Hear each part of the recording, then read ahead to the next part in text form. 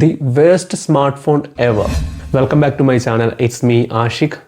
നമ്മളിന്ന് സംസാരിക്കുന്നത് recently launch ചെയ്തിട്ടുള്ള റിയൽമിയുടെ 16T 16 Pro എന്ന് പറയുന്ന സ്മാർട്ട് ഫോണിൻ്റെ വിശേഷങ്ങളാണ്. നമുക്കറിയാം റീസെൻ്റ്ലി സ്മാർട്ട് ഫോണിൻ്റെ വില വളരെ കുത്തനെ മുകളിലേക്ക് കയറിയേക്കാണ്. ഏകദേശം 10,000 രൂപക്ക് നമുക്ക് കിട്ടിക്കൊണ്ടിരുന്ന സ്മാർട്ട് ഫോൺ ഇന്ന് 15,000 രൂപക്കാണ് ഇപ്പോൾ പല ഓൺലൈൻ സൈറ്റുകളും സെല് ചെയ്തുകൊണ്ടിരിക്കുന്നത്, ഫ്ലിപ്കാർട്ട്, ആമസോൺ പോലെയുള്ളത്. ഇതിൻ്റെ ഒരു കാരണം എന്ന് പറയുന്നത് നമ്മുടെ സ്മാർട്ട് ഫോണിൽ യൂസ് ചെയ്യുന്ന റാമിൻ്റെയും അതുപോലെ തന്നെ സ്റ്റോറേജിൻ്റെയും ഷോർട്ടേജ് നല്ല രീതിയിലുണ്ട്. ഈ ഒരു ഷോർട്ടേജ് നമുക്ക് ഈ ഒരു 2026 മുഴുവൻ നമുക്ക് ഉണ്ടാവാൻ സാധ്യതയുണ്ട്. അതുകൊണ്ട് തന്നെ 2026 ഇറങ്ങുന്ന എല്ലാ സ്മാർട്ട് ഫോണിനും ഈ ഒരു പ്രൈസ് ഹൈക്ക് നല്ല രീതിയിൽ ഉണ്ടാകും. ഇപ്പോൾ ചൈനയിലൊക്കെ റാമിൻ്റെയൊക്കെ മാനുഫാക്ചറിങ് നല്ല രീതിയിൽ കൂട്ടിയിട്ടുണ്ട്. അതുകൊണ്ട് തന്നെ ഒരു 2027 കൂടി ഈ സ്മാർട്ട് ഫോണിൻ്റെ പ്രൈസിങ്ങൊക്കെ വീണ്ടും ഒരു പഴയ രീതിയിലേക്ക് എത്തുന്നതാണ് നമ്മൾ എക്സ്പെക്ട് ചെയ്യുന്നത്. എനിവേ നമുക്ക് നമ്മുടെ ഫോണിലേക്ക് വരാം. റിയൽമിയുടെ 16T എന്ന സ്മാർട്ട് ഫോണിനെ പറ്റി നമുക്ക് ആദ്യം നോക്കാം. നിലവിൽ 30,000 രൂപക്കാണ് ഫ്ലിപ്കാർട്ടിൽ ഇതിൻ്റെ പ്രൈസിങ് കിടക്കുന്നത്. നിങ്ങൾക്ക് കാർഡ് ഓഫർ അപ്ലൈ ചെയ്തുകൊണ്ട് ഏകദേശം ഒരു 3,000 രൂപ ഡിസ്കൗണ്ട് നിങ്ങൾക്ക് കിട്ടും. അങ്ങനെ നോക്കിയാലും ഒരു 26,000-27,000 രൂപയാണ് ഈ ഒരു ഫോണിൻ്റെ വില വരുന്നത്. ഈ സ്മാർട്ട് ഫോണിൻ്റെ ഫസ്റ്റ് ഒരു അട്രാക്ഷൻ എന്ന് പറയുന്നത് തന്നെ ഇതിൻ്റെ ഒരു ലുക്ക് ആൻഡ് ഡിസൈനാണ്. ശരിക്കും എനിക്ക് വളരെ ഇഷ്ടപ്പെട്ടൊരു ഡിസൈനാണ്. നമ്മുടെ OnePlusൻ്റെയൊക്കെ വളരെ പ്രീമിയം സ്മാർട്ട് ഫോണിൽ, അല്ലെങ്കിൽ ഒപ്പോയുടെയൊക്കെ പ്രീമിയം സ്മാർട്ട് ഫോണിലൊക്കെ യൂസ് ചെയ്തേക്കുന്ന ഏകദേശം ആ ഒരു ഡിസൈൻ തന്നെ അവരിവിടെ കൊണ്ടുവന്നു എന്നുള്ളതാണ് ഇതിൻ്റെ ഞാൻ കണ്ട ഒരു നല്ലൊരു കാര്യം എന്ന് പറയുന്നത്. ഡിസൈൻ മാറ്റി നിർത്തി കഴിഞ്ഞിട്ടുണ്ടെങ്കിൽ പിന്നെ ഈ ഫോണിൻ്റെ പ്രൈസിങ്ങിനോട് ജസ്റ്റിഫൈ ചെയ്യുന്ന ഒന്നും തന്നെ ഈ സ്മാർട്ട് ഫോണിൽ ഒരു സ്പെസിഫിക്കേഷൻ നമുക്ക് കിട്ടുന്നില്ല എന്നുള്ളതാണ് മറ്റൊരു കാര്യം. നമുക്ക് ഇതിൻ്റെ ഡിസ്പ്ലേയിലേക്ക് വന്ന AMOLED ഡിസ്പ്ലേ നമുക്കിവിടെ കിട്ടുന്നുണ്ടെങ്കിലും ഒരു ഫുൾ HD റെസൊല്യൂഷനോട് കൂടിയുള്ള ഡിസ്പ്ലേ കിട്ടുന്നില്ല ഇവിടെ. നമുക്ക് ഇന്ന് 10,000 രൂപക്ക് മുകളിലുള്ള സ്മാർട്ട് ഫോണിൽ പോലും ഫുൾ HD ഡിസ്പ്ലേ കിട്ടുമ്പോൾ ഇവിടെ വെറും HD ഡിസ്പ്ലേ ആണ് ഈ 27,000 രൂപയുടെ ഈ ഒരു ഫോണിൽ ഇവർ ഓഫർ ചെയ്യുന്നത്. ഒരിക്കലും നമുക്ക് അത് ജസ്റ്റിഫൈ ചെയ്യാൻ സാധിക്കില്ല. അത് അടുത്തൊരു വലിയൊരു ഡീൽ ബ്രേക്കർ എന്ന് പറഞ്ഞിട്ടുണ്ടെങ്കിൽ ഇതിൽ യൂസ് ചെയ്തേക്കുന്ന ചിപ്സെറ്റാണ്. ഡയമൻസിറ്റിയുടെ 6300 എന്ന് പറയുന്ന ചിപ്സെറ്റ്. ഏകദേശം 15,000 രൂപ വില വരുന്ന ഫോണുകളിലൊക്കെ കണ്ടുകൊണ്ടിരുന്ന ഒരു ചിപ്സെറ്റാണിത്. അത് എനിക്കറിയില്ല എന്തുകൊണ്ടാണ് ഈ ഒരു 27,000 ഇവർ ഈ ഒരു ചിപ്സെറ്റ് ഓഫർ ചെയ്യണേ എന്നുള്ളത്. അറ്റ്ലീസ്റ്റ് ഈ ഒരു പ്രൈസ് റേഞ്ചിൽ ഡയമൻസിറ്റിയുടെ 7400 എന്ന് പറയുന്ന ചിപ്സെറ്റ് എങ്കിലും ഇവർ കൊടുക്കണമായിരുന്നു. അടുത്തൊരു പോരായ്മ എന്ന് പറഞ്ഞാൽ ഇതിൻ്റെ ഒരു ക്യാമറയാണ്. ക്യാമറ ബാക്ക് വശം 3 ലെൻസ് പോലെ എന്തൊക്കെയോ കൊടുത്തിട്ടുണ്ടെങ്കിലും ആക്ച്വലി ഒരു 50 MP സിംഗിൾ ലെൻസേ ഉള്ളൂ. ബാക്കി ഉള്ള ലെൻസ് കൊണ്ട് ഒരു ഗുണമില്ലാത്ത ലെൻസുകളാണ്, ഓക്സിലറി ലെൻസുകളാണ് പിന്നെ യൂസ് ചെയ്തേക്കുന്നത്. ഈ ഫോണിൻ്റെ റിയറിൽ യൂസ് ചെയ്തേക്കുന്ന സെൻസർ IMX582 എന്ന് പറഞ്ഞ സെൻസറാണ്. ഏകദേശം സെൻസർ സൈസ് വളരെ ചെറിയ സെൻസർ സൈസാണ്. 1/2.93 ഇഞ്ച് മാത്രം വരുന്ന ഒരു സെൻസർ അവിടെ യൂസ് ചെയ്തേക്കുന്നത്.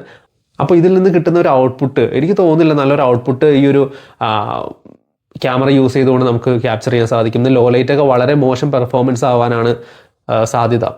ഇന്ന് 20,000 താഴെയും ഇതിലും ബെറ്റർ ആയുള്ള സെൻസറുകളുള്ള സ്മാർട്ട് ഫോണിന് അവൈലബിൾ ആണ്. CMF Phone 2 Proയിൽ യൂസ് ചെയ്തേക്കുന്ന സെൻസറൊക്കെ അത്യാവശ്യം ഇതിനേക്കാളും ഒത്തിരി ബെറ്റർ ആയിട്ടുള്ളൊരു ക്യാമറ ഹാർഡ്വെയർ ആണ്. 16 MP സെൽഫി ക്യാമറയാണ് പിന്നെ നമുക്ക് വരുന്നത്. അപ്പോൾ ടോട്ടൽ മൊത്തത്തിൽ ക്യാമറയുടെ സൈഡിൽ നിന്ന് ശരിക്കും ഒരു തംസ് ഡൗൺ ആണ് ഞാൻ പറയാം.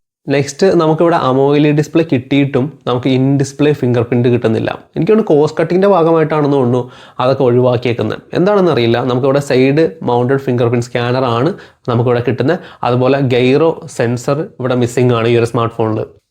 ബാറ്ററി സൈഡിലേക്ക് നോക്കിക്കഴിഞ്ഞിട്ടുണ്ടെങ്കിൽ 8000 mAh ഡീസൻ്റ് ആയിട്ടുള്ള ഒരു ബാറ്ററി നമുക്കിവിടെ കിട്ടുന്നുണ്ട്. അത് ഭയങ്കര അടിപൊളിയാണ്. അതുപോലെ തന്നെ 44 വാട്ടിൻ്റെ ഫാസ്റ്റ് ചാർജറും. ശരിക്കും നമ്മൾ ഈ സ്മാർട്ട് ഫോണിലേക്ക് നോക്കിക്കഴിഞ്ഞാൽ ഇതിൻ്റെ ലുക്കും അതുപോലെ ബാറ്ററി കപ്പാസിറ്റി ഫാസ്റ്റ് ചാർജിങ്ങും ഒഴിച്ചു നിർത്തി കഴിഞ്ഞാൽ ഇതിൻ്റെ ഒരു സ്പെസിഫിക്കേഷനും ഈ ഒരു 27,000 രൂപ ആ പ്രൈസ് ടാഗായിട്ട് ഒരു തരത്തിൽ നീതി പുലർത്തുന്നില്ല. ഞാൻ ഈ റിസെൻ്റ്ലി കണ്ട ഏറ്റവും മോശം സ്മാർട്ട് ഫോണിൽ ഒന്നാണിത്.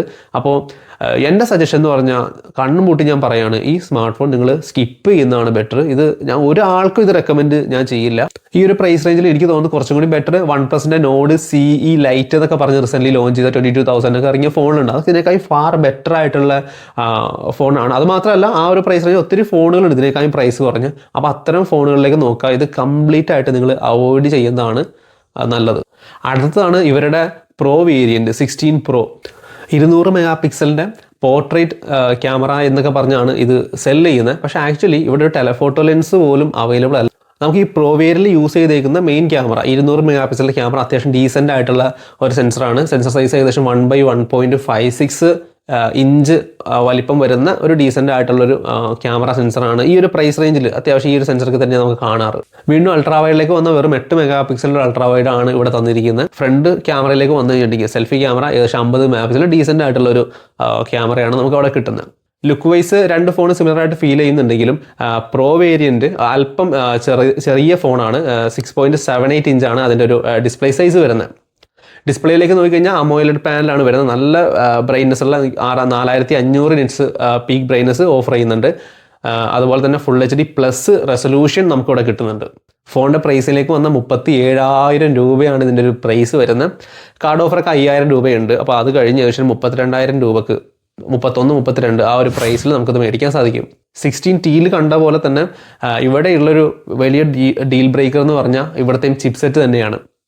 ഡയമണ്ട്സിൻ്റെ 7300 എന്ന് പറയുന്ന ചിപ്സെറ്റാണ് നമുക്ക് ഇവിടെ യൂസ് ചെയ്തേക്കുന്നത്. അതും ഈ ഒരു പ്രൈസിൽ ഒരിക്കലും നമുക്ക് ജസ്റ്റിഫൈ ചെയ്യാൻ സാധിക്കില്ല. അപ്പോൾ ഇത് ഫോണിൻ്റെ ഓവറോൾ ലുക്ക്, ഡിസ്പ്ലേ, അതുപോലെ തന്നെ ബാറ്ററി കപ്പാസിറ്റി, ഇത് മൂന്നും മാറ്റി നിർത്തി കഴിഞ്ഞാൽ ഇതിലെ ഒരു സ്പെസിഫിക്കേഷനും നേരത്തെ പറഞ്ഞ പോലെ തന്നെ ഈ ഒരു പ്രൈസ് റേഞ്ചായിട്ട് തീരെ നമുക്ക് എന്താ പറയുക ഒരു നീതിയും പുലർത്തിയിട്ടില്ല എന്നാണ് എൻ്റെ ഒരു അഭിപ്രായം.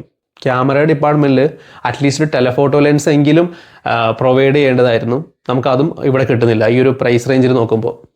അപ്പോൾ ഈ ഒരു പ്രൈസ് റേഞ്ച് കൺസിഡർ ചെയ്യുമ്പോൾ മാർക്കറ്റിൽ ഇതിനേക്കാളും ഒത്തിരി അടിപൊളിയായിട്ടുള്ള ഫോണുകൾ അവൈലബിൾ ആണ്. നിങ്ങളപ്പോൾ അതിലേക്ക് നോക്കുന്നതായിരിക്കും കുറച്ചുകൂടി ബെറ്റർ. ഇതെനിക്ക് ഒരു തരത്തിലും നിങ്ങളോട് റെക്കമെൻഡ് ചെയ്യാൻ സാധിക്കാത്ത 2 സ്മാർട്ട് ഫോണാണ്. ഒപ്പോടെ K13 5G എന്ന് പറഞ്ഞ സ്മാർട്ട് ഫോൺ നല്ലൊരു ഓപ്ഷനാണ്. അതുപോലെ CMF ഫോൺ 2 Pro മറ്റൊരു നല്ലൊരു ഓപ്ഷനാണ്. എനിക്ക് മനസ്സിലാവുന്നില്ല എന്തുകൊണ്ടാണ് റിയൽമി പോലൊരു ബ്രാൻഡ് ഇത്രയും എന്താ പറയുക കുറഞ്ഞ സ്പെക്കിന് ഒരുപാട് പ്രൈസ് കൂട്ടിയൊരു സ്മാർട്ട് ഫോൺ ഇറക്കിയെന്നുള്ളത്. സാധാരണ നമ്മൾ ഒപ്പോയും വിവോയും ആണ് ഈ ഒരു രീതി ഫോളോ ചെയ്യുന്നതായിട്ട് കണ്ടേക്കുന്നത്. എനിവേ മറ്റൊരു വീഡിയോ ആയിട്ട് വീണ്ടും കണ്ടുമുട്ടാം. ബൈ.